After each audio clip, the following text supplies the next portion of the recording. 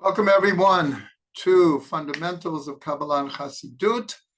We are continuing our series on the life and teachings of the Ba'al Shem Tov. Tonight we are going to continue with something that we started, and that is to go through specific teachings of the Ba'al Shem Tov, not these general ideas that the Ba'al Shem Tov gave over through which the Chassidic movement comes into being and is the foundations of the Chassidic movement. But these are specific teachings that he taught. It's in no particular order here. It's just the way I jotted down my notes. And so in a sense, we'll be jumping around from idea to idea. But the bigger picture is to show that the Ba'al Shem Tov didn't just give over general ideas of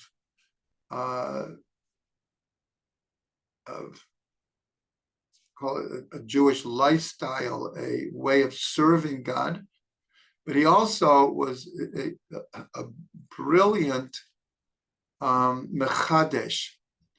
In other words, the way he would read a verse or a story or a mitzvah was like no one had ever seen anything like this. And most of these are included in the book that was only published many years after his death, Ba'al Shem Tov. Ba'al Shem Tov has all of these individual chidushim of the Ba'al Shem Tov.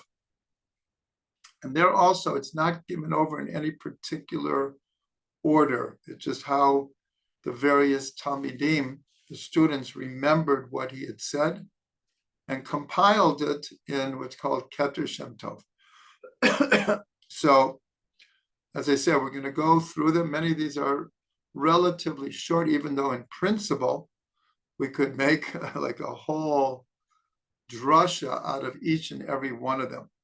So we're going to start, and I should say, because we're keeping Rav Ginsburg in mind, many of these I learned from Rav Ginsburg. I have to say that it's a reflection that I've said before, is when you look at all the different streams of Chassidut and all of the books that they have produced, the vast majority of them do not even mention the Ba'al Shem Tov.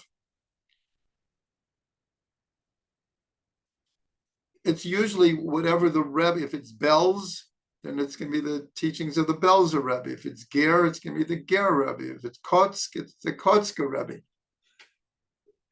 But obviously, everyone recognizes is that all the pillars of Chassidut are based on the teachings of the Ba'al Shem Tov.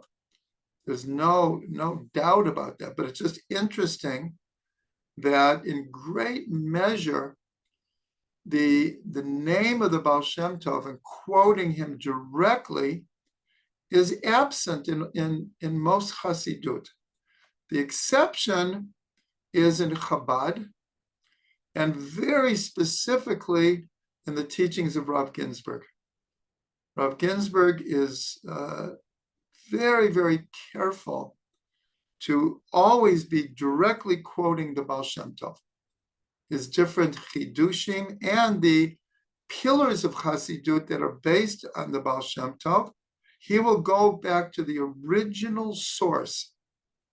It's like, for example, like if there's a certain idea in Judaism, and if you ask, or a custom, or a song, and you ask, well, what's the source? Where does it come from? Sometimes people have no idea. It's just so accepted. It's called mikubal. It's so accepted that in many, many times we've lost the ability to source it. Actually, this is very, very true in Reb Shlomo's music. Like his songs have become almost like what we call traditional. And so many people are completely oblivious to the fact that these songs come from Reb Shlomo.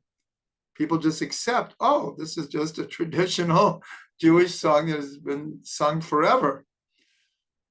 So it's the same thing with the Ba'al Shem Tov.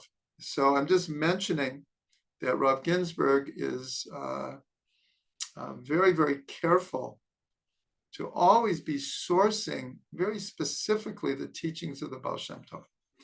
So the first one we're going to do tonight is based on the verse, Shaviti Hashem lenegdi tamid. I place God before me at all times. This verse actually appears in many Beit Knessets, in many synagogues, and sometimes right where the person who's praying stands. As a reminder, I put God before me at all times. So the message is obvious, that we should keep God in our consciousness at all times. So Rav Ginsburg teaches the following, that what at a deeper level, what the Ba'al Shem Tov is getting at. So first of all, he directly quotes the drasha that the Ba'al Shem Tov made, because the word shaviti, which is usually translated as I place, comes from the root of shaveh, which means equal, equanimity. And so the Ba'al Shem Tov taught, not place, but I accept everything that happens with equanimity, and I believe it's all coming from Hashem. That's how the Ba'al Shem Tov translated Shaviti Hashem lenegdi tamid, that I should always be aware that everything is coming from God, and therefore I shouldn't get too extreme in my disappointment or sadness or depression, or the opposite, my great joy and feeling of accomplishment. I should take everything with equanimity. It's all coming from Hashem. Of course, it's wonderful to be joyous. We're not advocating not to be joyous, but the Ba'al Shem was like the Rambam's golden mean, the golden path, is the idea of equanimity is a very good midah to have, a good characteristic to have, where I don't go on these pendulum swings of emotions. I just accept it's all from God, and it's all good. It's all good. Rav Ginsburg really adds another level here, where he says, when it says, I place God before me at all times, so the name for God here is the four-letter name of God, a Yud and a Hey and a Vav and a Hey. And therefore, he translates it as, I put before me, meaning I understand that everything in the world is a manifestation of these four letters of God's name. And this is the basis, really, of Rav Ginsburg's first book, which is called Soda Shem Rayav. I know in the past I've shown different charts from it. The entire book is about the name. He's not letting me in. Maybe you have a waiting list. Okay, 1 second. 23 minutes. No? No, okay. I'll try again. I'll try a different link. Try a different link. Okay. Sorry. I don't know why. Okay. Try No YouTube. worries. Try the YouTube. Okay. So that was my wife saying for some reason she couldn't get onto the link.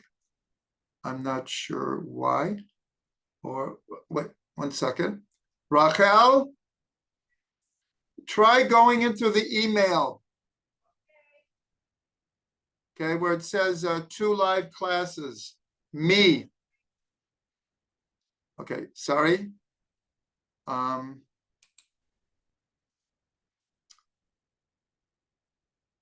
Yeah, okay, that was the basis of Rabbi Ginsburg's book, Sod Hashem Li'Re'av, where he shows in quite literally hundreds and hundreds of charts that have to do with just about everything, how you could quite literally understand everything as a manifestation of a process that is based on these 4 letters. So that's how Rav Ginsburg takes this idea of Shaviti Hashem L'Negdi Tamid. But of course, we brought the Ba'al Shem's explanation of Shaveh. I should accept everything before me with equanimity, that it all comes from God. Okay, our next insight is found in the book of Devarim, Deuteronomy, Parshat Ki Tavo, where the mitzvah of Bikurim is explained, the first fruits.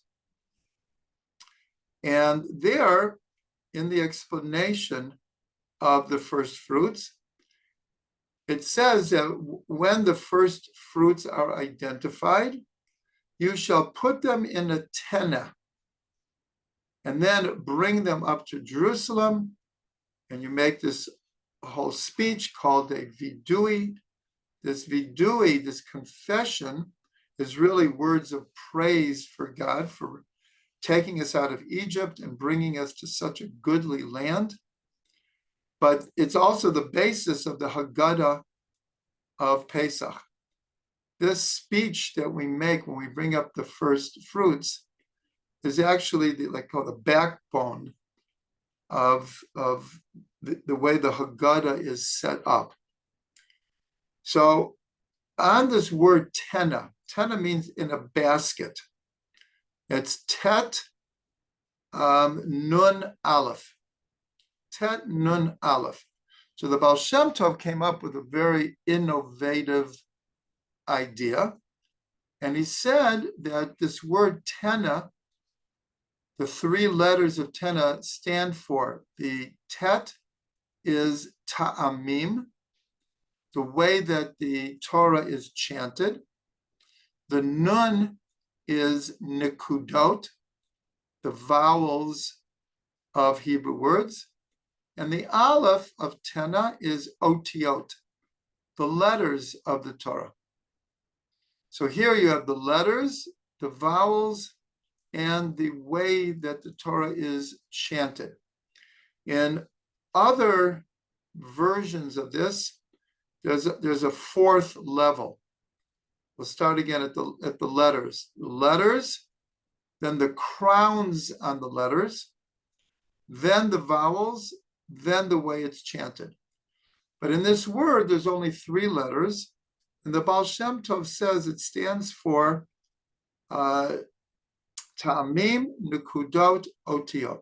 So the question is, what was the Ba'al Shem Tov getting at? Because, what does that have to do with putting your first fruits in a basket? And so this is very, very similar to what we just learned, this idea of Shaviti Hashem L'Negdi Tamid, the idea that I put God before me at all times. And so the Ba'al Shem Tov explains that this basket, this is it's a vessel, and that when we put any experience has to go into a vessel. Light without a vessel becomes completely diffused. We don't really receive or experience the full power of light unless it's in a vessel. The same thing with water. A person is very, very thirsty, but they don't have a cup. They have no glass. And so how are they going to get the water in order to drink?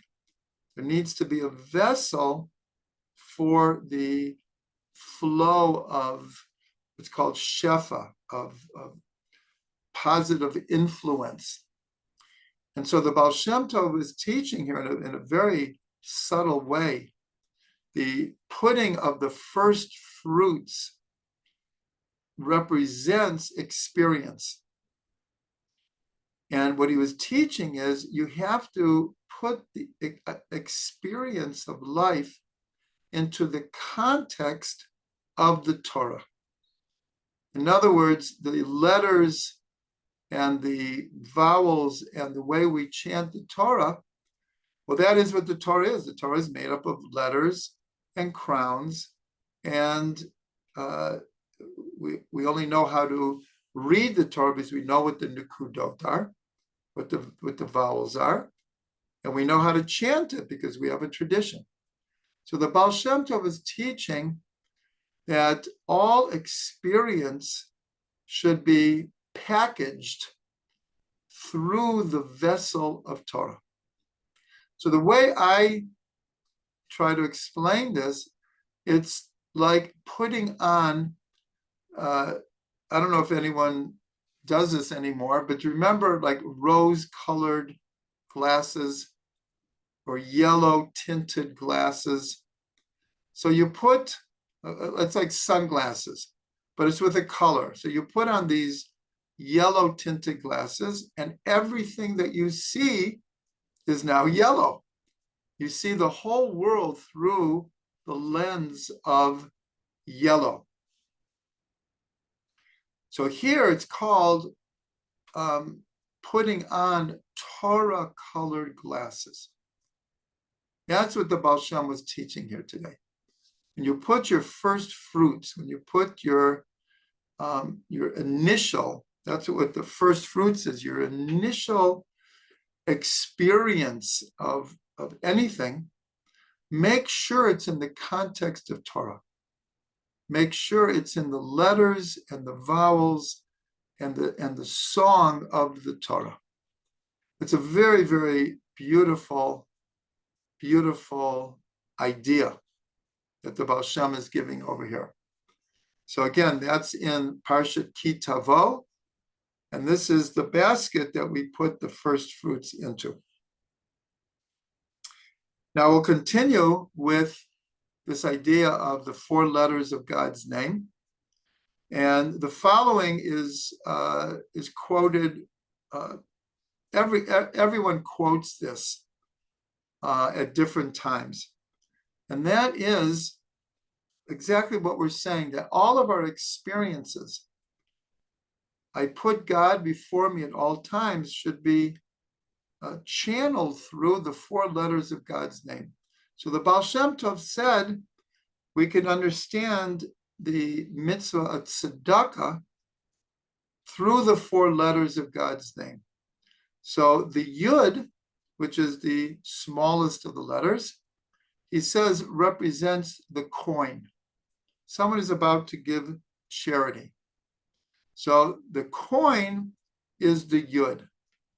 The person giving the charity is holding the coin in their 5 fingers. That's the Hey of God's name. Then the person who is receiving the charity stretches out his hand to receive it. That is the Vav, the straight line. And then the person receives the coin in their 5 fingers. That's the Hey. So this was a direct teaching from the Ba'al Shem Tov of taking this idea of Shaviti Hashem Lenegdi Tamid, putting God before me at all times, in an actual like picture, a visualization that we could grasp, we could understand. Now, what's interesting is what might have inspired the Ba'al Shem Tov. There's a similar type of teaching in the Zohar, which of course precedes the Ba'al Shem Tov, but it's a similar idea, but it has to do with a wedding, not with giving tzedakah. It's very, very similar. And the actual explanation in the Zohar is a little bit different than many people use it. But in the Zohar, they say that the ring that the man is going to place on the woman's hand, that's the yud. And when the woman stretches out her finger in order for the man to put the ring on the finger, that's the vav. And the two hays are the two witnesses. That in a kosher wedding, there have to be two witnesses who, first of all, sign on the ketubah, but in the actual ritual, there have to be two witnesses to actually see the groom putting the ring on the bride's hand. The chatan putting the ring on the kala's hand. That's why when you go to a wedding, they'll always call up the two witnesses at the point where the chatan gives the kala the ring. Now, that's how the Zohar puts it. Many people take the same idea, but in a certain way apply the Ba'al Shem Tov's understanding of how we give charity. So there, again, the ring is the yud, but it's being held in the 5 fingers of the chatan, and instead of the person receiving the charity reaching out their arm, it's the kala reaching out her finger, also a straight line. It looks like a vav. And then he puts the ring on her finger, and her finger is one of her 5 fingers of her hand. So here, these are beautiful examples of taking this idea of Shaviti Hashem Lenegdi Tamid, and especially Rav Ginsburg's idea. It's really, if we combine Rav Ginsburg's idea of seeing Yud K Vav K in everything, and the Ba'al Shem Tov, who's really saying the same thing. So again, if you would look into the book Sod Hashem Lirei Av, Rav Ginsburg very, very graphically shows hundreds and hundreds of charts that explain, like we just did, a wedding or giving charity. He explains hundreds of different experiences as a revelation of the 4 letters of God's name. L'chaim, everyone, l'chaim.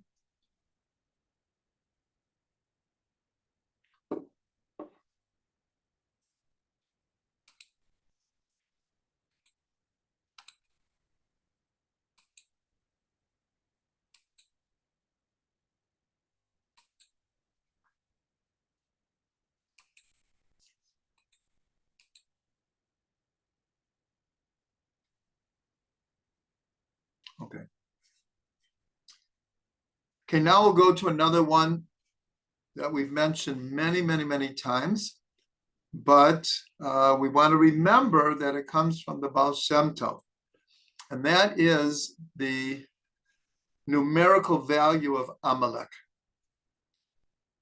The Ba'al Shem Tov looks at the story of Amalek, and he points out that the numerical value is 240, which is the numerical value of safek, of doubt.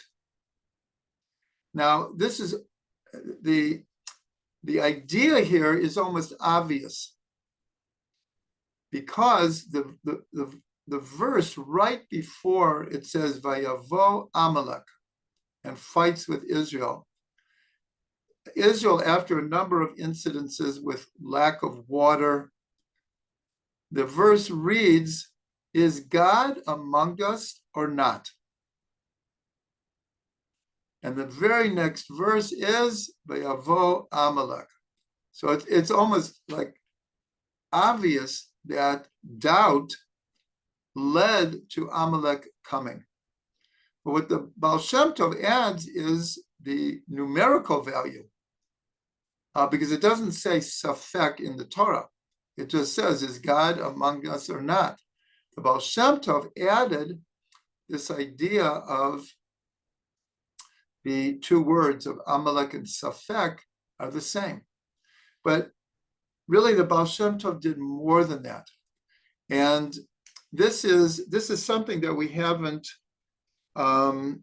directly mentioned, and this would be a good time, is that one of the foundations of learning Chassidut, and this comes directly from the hundreds and hundreds and hundreds of chidushim of the Ba'al Shem Tov, is everything in the Torah needs to be personalized.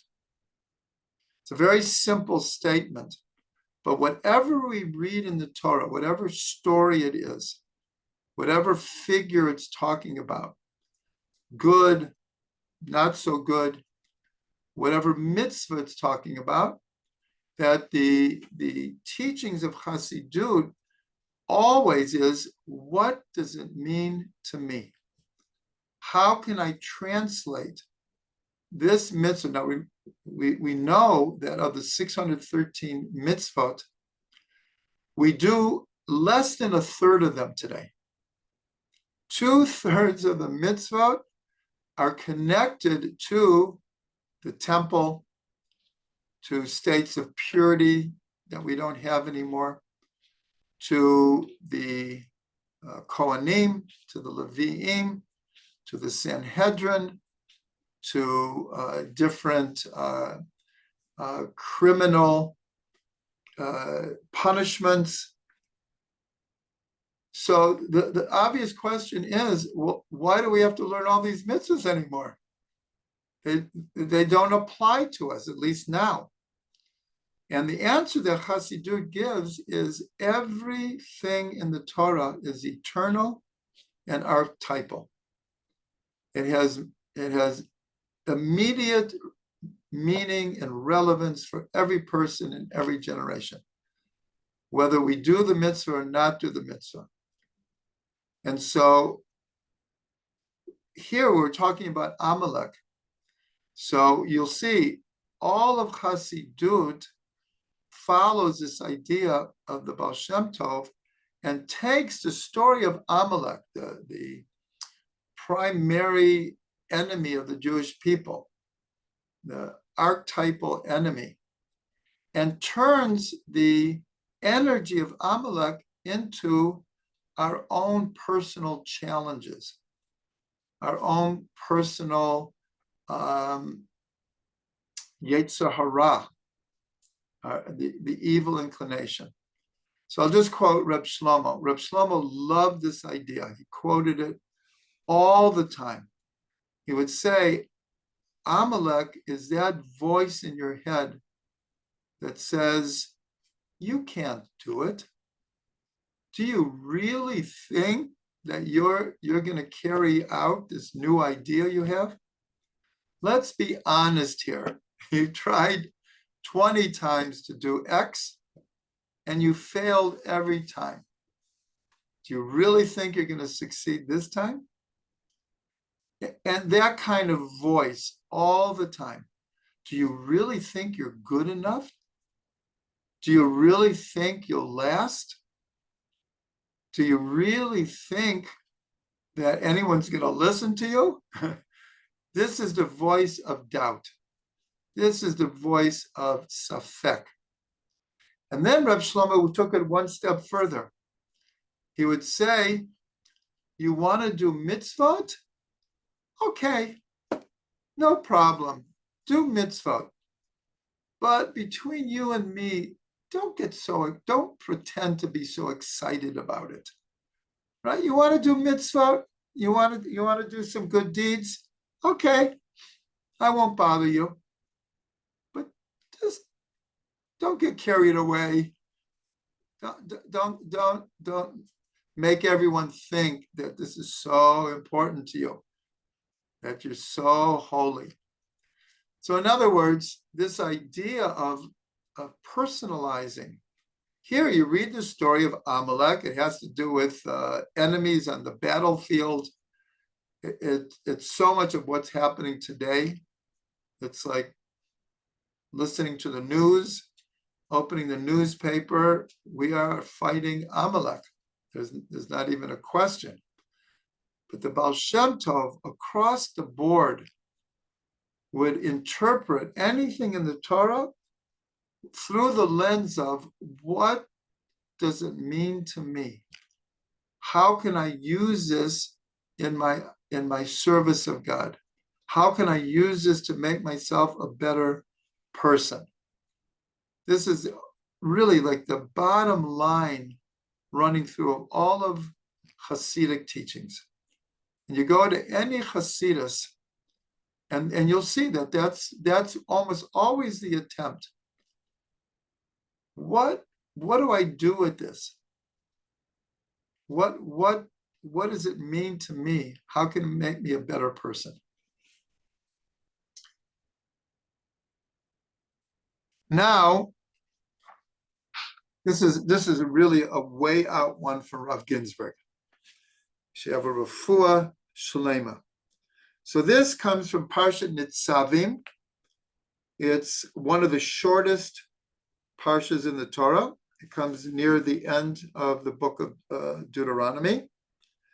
And it happens to be one of my favorite because it's so focused and condensed. And in this parsha is, in short, the whole prophecy of Israel going into exile and being redeemed. This is repeated many times in the book of Devarim, and then later by all of the prophets. All of the prophets really just follow the archetypal dynamic of exile and redemption as written in the book of Devarim. And probably the most concentrated is in the book is in the Parsha of Nitzavim. And so towards the end of,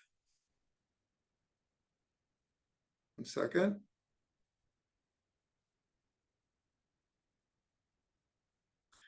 Towards the end of this condensed prophecy, so it says that there'll be a long, bitter, difficult exile, and in the end, God will return us to the land. The people will do tshuva, and it says like this. If anyone wants to look later, it's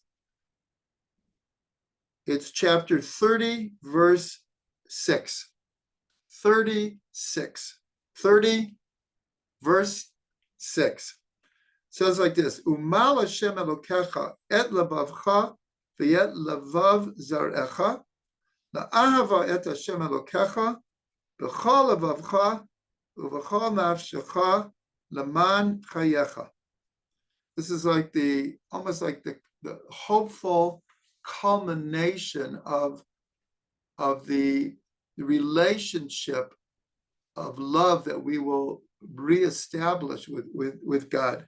So it says, and God will circumcise your hearts and the hearts of your children to love God your God with all your heart, with all your soul, in order that you shall live. That's the verse. Again, chapter 30, verse 6. So Rav Ginsburg points out an amazing thing here. Really amazing. And I realized that you might be the first to, not the first to hear it, but for me, because I'll use this to promote our new series, Numerical Gems in the Torah, that you started receiving on Sunday, you received today in your WhatsApp. And this is a numerical gem of the highest order. Rav Ginsburg says, if you look at the verse, there are 67 letters and 18 words. 67 letters and 18 words. And he explains that this parsha is always read in the month of Elul. It's always read in the month of Elul. Elul is Gematria 67. What this verse says, that God will circumcise your hearts and the hearts of your children to love God with your whole heart and your soul in order that you shall live. Like if you could put all of the prayers from Rosh Hashanah through Yom Kippur, like this is it. You could put it all in this one sentence. And of course, in Elul, we're preparing for Rosh Hashanah and Yom Kippur. Okay, so 67 is Elul. And 18, of course, is life. And that's the last word, Leman Chayecha. So if we stopped there, that would be a beautiful Torah right there. But what does Rav Ginsburg say? He says this is a hint to the birthday of the Ba'al Shem Tov. When is the Ba'al Shem Tov born? The 18th day of Elul. Chai Elul. The 18th day of Elul, which equals 67. He says that is alluded to in this verse. Awesome. Like this is like awesome. But he explains even more. He explains, if you really understand the words here, this was the message of the Ba'al Shem Tov. The Ba'al Shem Tov came, as we've discussed a number of times, at a time of like almost a loss of hope for the Jewish people. The Jewish people were so downtrodden, so oppressed, so taken advantage of, so beaten down that we have to understand that the Ba'al Shem Tov lived right before the Enlightenment. He passes away in 1860. Within 19 years, there would be the American Revolution and the French Revolution. And with it, in the already, even before that, the winds of the Enlightenment were spreading everywhere. And this became a huge challenge to the Jewish people. How many Jews, in a sense, walked away from their Judaism? Because it was like impossibly hard to be a Jew in those days. It was impossibly hard. And then the Enlightenment comes, and Napoleon comes, and freedom and equality and fraternity, and then communism comes. Well, this drew in a sense, a majority of Jews away from their Jewish roots. The Ba'al Shem Tov saw this coming.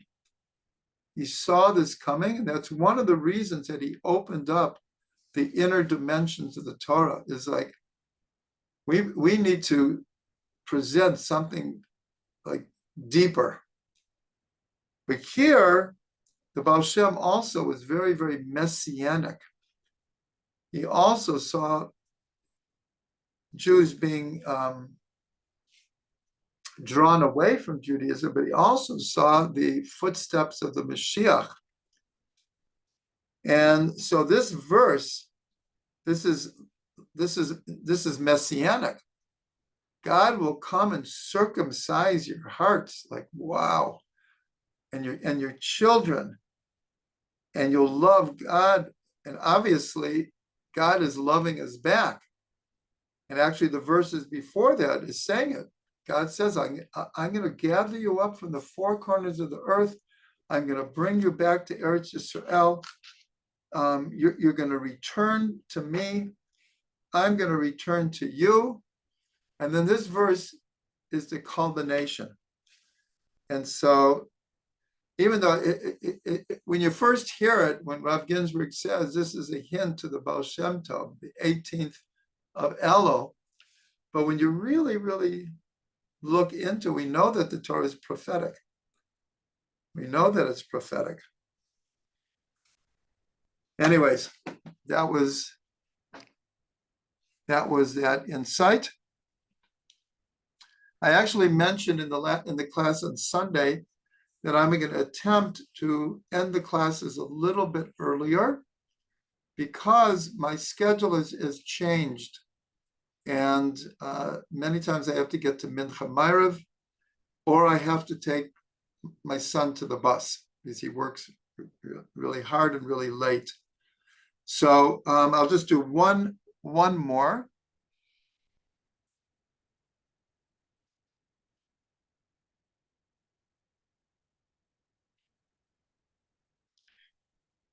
And here is another hint from Rav Ginsburg of the Ba'al Shem Tov in the Torah itself. The first verse of the Torah, Bereshit bara Elokim et hashamayim ve'et haaretz. In the beginning, God created heaven and earth. Rav Ginsburg teaches that there's a name of God hidden in this verse. It's a name of God that never appears in the Tanakh, in the Talmud, in the Midrash. But he says in Kabbalah, it's one of the hidden names of God, and it's formed by an acronym of Et Hashemayim ve'et Haaretz. And the four letters of this name of God, Et Hashemayim is the Aleph, Ha-Shemayim is the Hey, Ve'et is the Vav, Haaretz is a Hey. So this name of God is Aleph and Hey and Vav and Hey. Those four letters numerically equal 17, equal Tov. So Rav Ginsburg teaches that this name of God is the name of goodness. And when we propose different ideas of why God created the world, so one of them, without going into a whole Torah here, one of them is God wanted to do good. That God's essence is chesed. And in order to do good, you need a recipient. And so God creates the world so his essential desire to give can be fulfilled. So this name of God hidden in the first verse of the Torah is alluding to God's goodness that wants to be revealed and is revealed through the creation. But Rav Ginsburg also says that there is an idea that when we say the Ba'al Shem Tov, the master of the good name, it's talking about this name. It's talking about this name, the name of goodness. I mean, literally, the Ba'al Shem Tov, the master of the good name. So this is also a very beautiful idea. But if we look at the acronym, Et HaShemayim ve'et Haaretz, the heavens and the earth. And so we can understand, this is an idea that we've gone over a number of times, that one of the major innovations of the Ba'al Shem Tov, and for those who were here last week, when we went over Rav Ginsburg's teaching about the four cardinal innovations of the Chassidic movement. One of them was based on B'chol Derachecha De'ehu. Know him in all of your ways. And this was a huge innovation of the Ba'al Shem Tov, where he said to experience God, to be connected to God, to bring godliness is not just in the synagogue and the Beit Midrash. And it's not just when we're learning and when we're davening. Every activity, b'chol derachecha de'ehu, in all of your ways know him. Whatever you are doing, there is an opportunity to connect to God and to bring godliness into the world. So Rav Ginsburg says that this is symbolized by connecting heaven to earth. That the Ba'al Shem Tov's teaching was trying to unify. It's very much like the ladder in Yaakov's dream, that he envisioned the ladder entrenched in the earth, but its head reached the heavens. And that is what the Ba'al Shem Tov was trying to give over. That even those things that appear to be entrenched in the earth, mundane, secular, these are also opportunities to connect to God and to connect to godliness. So may we be inspired to see God in everything. Shviti Hashem lenegdi tamid. May we put everything into the basket of Torah. We should all wear Torah-colored glasses. We should get beyond our doubts and not let that voice of Amalek rule in our heads. And we should try to live the Ba'al Shem Tov's teaching and try to see God in everything and to b'chol derachecha de'ehu, to know God in all of our ways.